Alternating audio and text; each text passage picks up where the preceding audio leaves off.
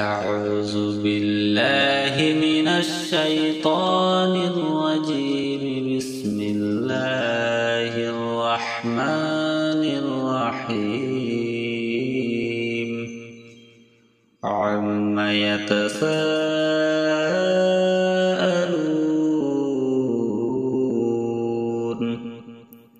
عن النبأ العظيم الذي هم فيه مختلفون. كلا سيعلمون ثم كلا سيعلمون. ألم نجعل الأرض مهادا والجبال أوتادا وخلقناكم أزواجا وجعلنا نومكم سباتا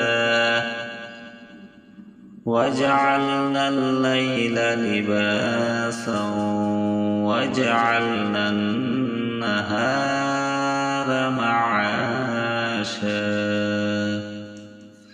وبنينا فوقكم سبعا شدادا وجعلنا سراجا وهاجا وأنزلنا من المعصرات ماء ثجاجا لنخرج به حبا ونباتا وجنات ألفافا. إن يوم الفصل كان ميقاتا يوم ينفخ في الصور فتأتون أفواجا وفتحت السماء فكانت أبوابا وسيرت الجبال فكانت سرابا. إن جهنم كانت مرصادا للطاغين مآبا لابثين فيها أحقابا لا يذوقون فيها بردا ولا شرابا إلا حميما وغساقا جزاء وفاقا. إنهم كانوا لا يرجون حسابا وكذبوا بآياتنا كذابا وكل شيء أحصيناه كتابا فذوقوا فلن نزيدكم إلا عذابا. إن للمتقين مفازا حدائق وأعنابا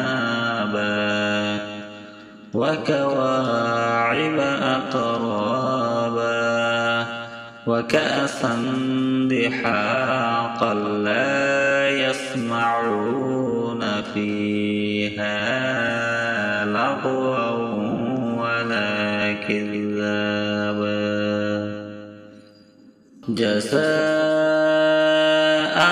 من ربك عطاء حسابا. رب السماوات والأرض وما بينهما الرحمن وما بينهما الرحمن لا يملكون منه خطابا يوم يقوم الروح والملائكة صفا